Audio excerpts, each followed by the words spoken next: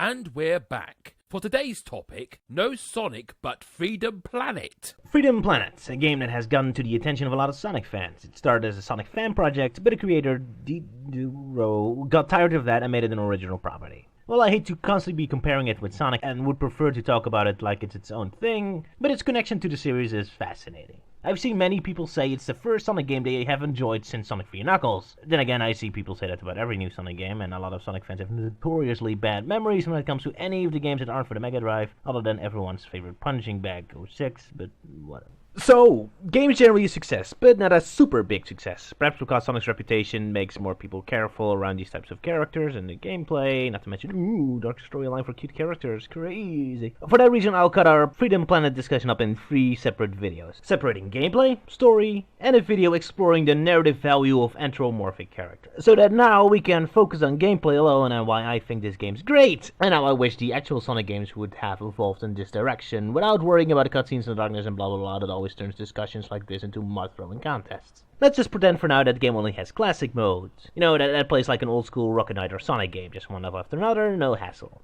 So, Freedom Planet, is this a mere Sonic fan game? Decades ago, that might have been an insult, but these days, the official Sonic games do a much better job at being crummy fan games than the actual fan games, so are forced to promote those to the status of the official Sonic games now. Although we shouldn't call Freedom Planet a Sonic game, it occupies its soul but has very much of its own identity. After the Sega Mega Drive, or Genesis for you Yanks, Sonic stood in front of a crossroad into which direction to go. They went with the anime-inspired 3D games with Sonic Adventure, but Freedom Planet is an interesting what if we were in an alternate dimension look if Sonic did have a Sega Saturn game. They weren't worrying about 3D and just decided to make a bigger and more involved 2D platformer with the console's technology, and they kept up with the Talking Animal Rebellion against Evil Overlords theme that the Sonic cartoons and heck almost every Talking Animal cartoon from the 90s were going for. Okay, so when you're a big company game developer studio, it's like a race, right? A never-ending race to constantly master every new game console and every new engine. You're constantly pushing yourself further and further to have the biggest game world and the best graphics ever. Because every 3 months there's yet another new Grand Theft Auto 5 or Metal Gear Solid that will instantly make general audiences immediately disgusted by games with mere graphics of yesterday. So imagine, in the middle of this constant rush for innovation and growth, the developer suddenly gets the task to go back a good 2 decades in mindset and go make a 16-bit game. Their minds can't comprehend. It's like running on a treadmill that suddenly, without warning, goes in reverse. BAM! Returning to the days of the early 90s in gaming are all the rage these days. And as long as all you want is just the simple pureness of the game challenges, the great Rayman, Mega Man, they greatly recapture that spirit. The arcade type of games are doing well.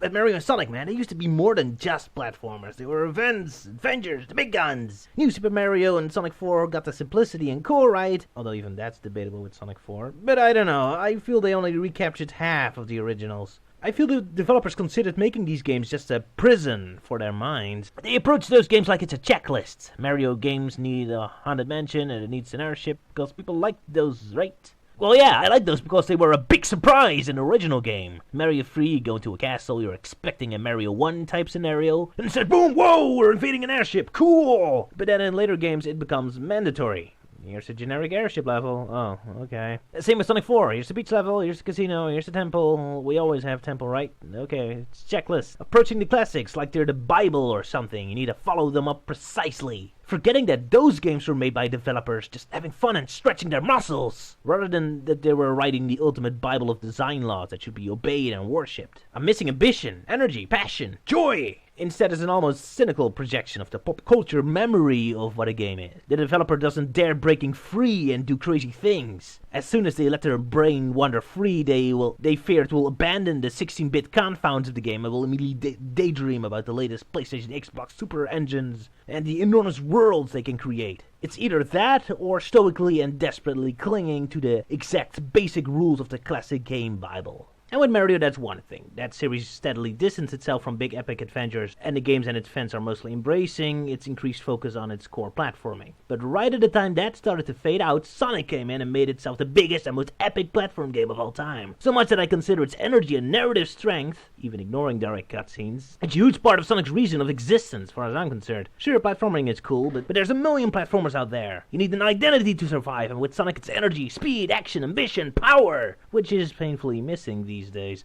But then you get fan games, Sonic after the sequel, Overture, Exodus, you name them, and they just go places. They go all out. Ideas, world set pieces, power-ups, it's a whole package.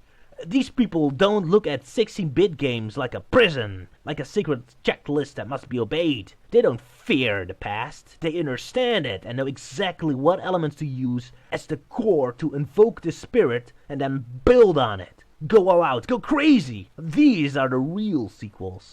Well, fan games have an iffy reputation. That's true. I suppose we mostly remember fan games from the early 2000s. Remember those clunky-looking Flash games you used to play on Newgrounds? Well, sure, fan work quality is all over the place. But there's some really good stuff. I said it a few times before that Sonic Adventure 1 is my favorite Sonic game, mostly because of its childlike energy and excitement about its world. The game really feels like the developers were super excited about the new possibilities of the Dreamcast, and their mind just explodes with ideas and ambitions. But what they can do with their new toy, the game is just constantly throwing shit at you. Cannons blasting the stage apart, a theme park filled with working attractions, they attempt to make an actual 3D Sonic level, and then they attempt to make a realistic level, and Eggman's air carrier is completely crazy, the colors, the moving bits, the swimming pool, the weird games inside, it's just crazy. I love its Manic energy. And Freedom Planet is basically the 16-bit version of that Manic energy, where Sonic 4 feels scared and limited and rigid. Freedom Planet is what I expect a real Sonic 4 to have been, if Sonic Team made a new Sonic game on the Sega Saturn without worrying about 3D engines, building on their experience of the older games, but get completely energized and excited about the freedom and increased possibilities a more powerful system suddenly grants, and then go completely nuts. There's constantly new environments, set pieces, and new gameplay mechanics and action and world building and details coming from all over the place. Sometimes they're throwing one explosive set piece after another at us, sometimes it just wants to create a vast, believable world where our characters truly live their daily lives. Animation, details, enemies, bosses, voice acting, music, sound effects, it's just energy, pure Manic energy, pure excitement to create a world, a desire to constantly keep audiences entertained and on their feet. I love it. It's the game's greatest strength and its greatest weakness. It may come across like bloated and not super balanced. Just like with Sonic Adventure, the energy comes at the price that the experience might be a bit cluttered. Thank goodness Freedom Planet had a longer development time. It feels much more solid. Now, I made a video before about Nintendo versus Sega mindsets. The real world isn't as black and white, but generally I consider Nintendo games to be very mathematical, very calculated. It's about the game, the rules, game mechanics need a very distinct reward-punishment system. You have a limited amount of moves, and the levels are perfectly structured to teach you the mechanics and increasingly challenge and upgrade those mechanics as the difficulty rises. You're trained to think very methodical. Everything is a risk, a choice to get a reward or fail and be punished. It's very clinical and mathematical. And so, Sega, to me, is much more about spectacle, energy, flow, instinct, running, blasting, explosions. Sometimes you barely see what's going on. The games don't really teach. They rarely have those Mega Man moments that Ego Raptor so proudly uncovered, introducing game elements in the safe zone and then upgrading them more and more into increasingly difficult challenges. Sega just throws you right in. And so does this game, so much that it plays more like a Indiana Jones movie. You're jumping and racing around and, whoa, what's this guy? He's pushing me off the ledge. Whoa, hit him back. Boom. Okay. Whoa, the boss. What do we do? Whoa, shoot, duck. Whoa. Yeah, got it. Wait, what's happening? Whoa, explosion, run. Whoa. You need to think on your feet. That's what the game's designed as. That's why you have a huge life bar and superhuman skills like propelling into the air and wall jumping. Instead of giving you limited powers and little health so every move and action counts, this game gives you godlike abilities and health and then throws you straight into hell. Although the game does have its Nintendo moments where elements are introduced and later return into a more complicated capacity, it's just not as pronounced as in most Nintendo games. Very often Freedom Planet is more than happy to let you skip those sections. Well, unless you want to collect all the cards. Well, yeah. Also, I have to note I mostly play the game on easy, so I'm not sure if the level design changes in the harder modes. You pathetic wimp. Well, yeah, I play games to relieve stress, not to gain more. And besides how it deals with gameplay, it's also this devil-may-care attitude about how it deals with logic problems. Like Carol's motorbike. So often do I see game developers scrap awesome ideas because it's too complicated to incorporate in the game. And a motorcycle seems something like that. It's like, how can a motorbike work in a platform game? Do you need to abandon it when you climb a ladder or when you go swim?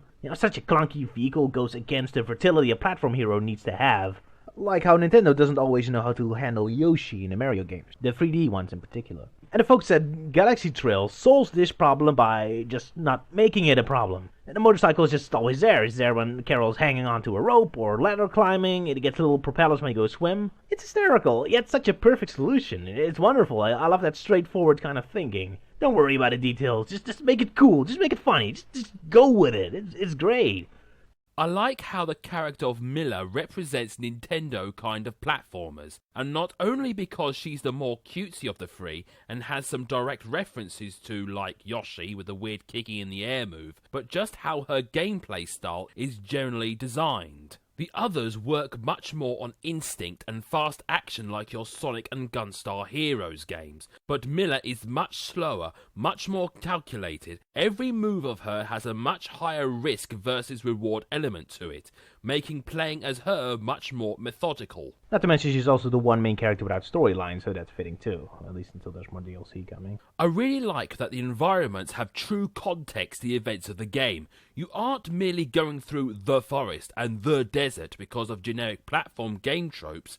Every location has context, meaning and history to it. Whether you're a prisoner escaping in the night through Chinese gardens, or you're in an airship battle, everything from the time of day it takes place, the level hazards you face to even the way the level layouts are designed, everything works together in harmony to sell the idea you're really this character in this situation, rather than just platform person in the third snow level or something. Note how the stage where Lilac is escaping prison is the only stage that takes place in a nature environment while it's nighttime, giving it an extra sense that it's a desperate escape attempt, as the heroes usually don't venture out in the wilds at night. Not to mention the parts where you're wading through water or have to dive under to escape detection of the police car. It's more than just a level hazard, it's an actual set piece that really puts you in the situation of a typical jailbreak. The airship stage is more condensed and action-packed, as it's focused on fighting. Nature levels are more open and fast as the characters are travelling where stages taking place in temples, and dungeons have more exploration and slow parts as the characters are more carefully looking for clues. It even has that thing that Mega Man X games always do, have a very tough vertical platform section right before the final boss, as if creating this mindset in the player that the hero is really crawling out of their own doubts and fears and slowly climbing to their resolve, their motivation to destroy the villain for once and for all. Everything about this game is just drenched in context.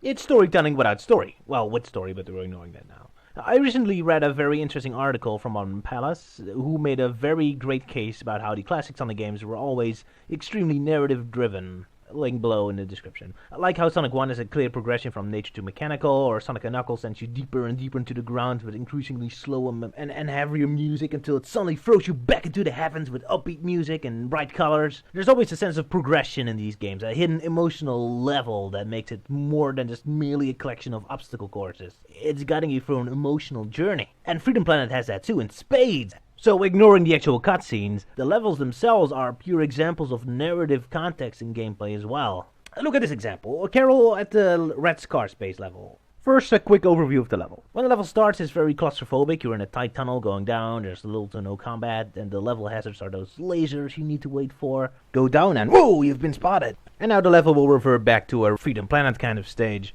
The further you go, the faster it becomes. You get a set piece where you're rolling on a barrel, and you get the motorcycle to race down faster, faster, faster. This increase in energy and speed and action culminates in a final arena section where you suddenly have to fight 100 ninjas. Complete madness. This is then immediately followed up by Spade, the boss, who's deliberately designed to kill the player if you attack him head on. So let's take a look at it from a narrative perspective. Carol is breaking into the secret headquarters of her old gang, so it starts slow and careful, like she's sneaking around and trying to get in without notice. She's careful and a bit scared. Then as soon as a fight breaks out, the stealth elements completely disappear. Carol knows her gang is aware of her presence and drops the attempts to sneak in, and reverts back to her usual course of action. As the level progresses, it goes crazier and crazier, as if Carol starts to become more and more careless and confident, as she notices she can handle her enemies with ease, as she becomes overconfident. After mindlessly defeating 100 ninjas in a fight deliberately staged that makes mindless button mashing the best course of action, the game makes you fight Spade, who's programmed to make short work of you if you try the direct approach. In other words, Carol's overconfidence gets the better of her, and Spade is suddenly too powerful for her. The careless player will die here. Carol's beaten up, and the only way to succeed here is if you adapt a more careful strategy, or for Carol to take the situation more serious, and become more humble again. The whole level design works to put you into her mindset. And that's the thing with Freedom Planet. Everything works together in harmony. The cutscenes, the characters, the levels, the level design, the music, everything works together to create one fluent experience. Well, except that one Mega Man X vertical climbing part before the final boss. That's one part where the cutscenes give a different emotional vibe than the level design does. That was weird, but whatever. You're being hypocritical, Rog. You hated Sonic Unleashed for tricking your brain. I think it's because with Freedom Planet there's a more contextual reason why it's playing with your mind, rather than just merely the level itself doing it. I'm a context kind of person, so I suppose that changes my perception and reaction to it. This is what we're so desperately missing with modern Sonic games. It's context. A game is more than merely a set of obstacles and rules. It's selling us the idea that we are the heroes of an exciting story. Mario is indeed mostly about gameplay, as it doesn't really try to sell its universe. But if you buy Castlevania, it's because the cover is selling you the idea that you're a vampire hunter in a haunted castle. So the level themes, music, actions, pace of the game, everything needs to work together to give us a monster hunting experience. Freedom Planet is selling us the idea we'll be these rebels riding on motorcycles and fighting giant robots in a battle for freedom. So that's what we want the gameplay to represent. Level layouts, power-ups, and the activities the gameplay present to us all need to support and strengthen the identity, the point of this game. They can't be merely fun or well-programmed without cause or focus. Yeah, so I love this game, and the gameplay is solid, it is great to play. But the fact it uses its gameplay and then gives us more on top of that is how this game really overshadows Sonic. Modern Sonic. Platformer games are fun, great. Look, I recently downloaded this game on my 3DS, €4, Blue Kit 2. It's fun. You're a colored shape, hopping on platforms in nondescript grass and desert stages, collecting things. Yay, platformer. Absolutely nothing to distract you from jumping on things, pure math. It's great, as a €4 download on my handheld when I'm bored in the bus and stuff. So I don't need Sonic for platforming. I have super cheap games on my cell phone to do that. You're a big franchise, expensive game. You want to start an empire, right? Why would Sonic sell like hotcakes when there's also like this guy? Why shouldn't this guy have all this, stuff? Gameplay is a start, but for the real Sonic experience, don't just soullessly dangle Green Hill Zone and Manic imagery in my face like they're jiggling keys and then be happy with just jumping on things. I need a full experience, an adventure! Freedom Planet. It has the gameplay, but also much, much more. This is the whole package. So yeah, fantastic stuff. Can't wait for new DLC so we can indulge ourselves more in a platform game upholding the standards of the 90s mascot platform gamers. Unlike that new cell phone Sonic game, really. Auto-scrolling touchscreens. Why are you so proudly showing off footage of the classic games to advertise a minigame like this, Sega? Actually, I like how the game looks like. It looks like a fun time killer. But yeah, using classic footage was a dumb move. Oh well, Sega. Well, whatever. Cheerio, boys and girls. We'll talk more about Freedom Planet and its actual story next time. Oh, also I did an awkward interview a couple weeks ago, and I'm doing a little show about plot holes on a different channel to help them out. I guess you can watch those if you want. I don't care. Links below. Bye-bye.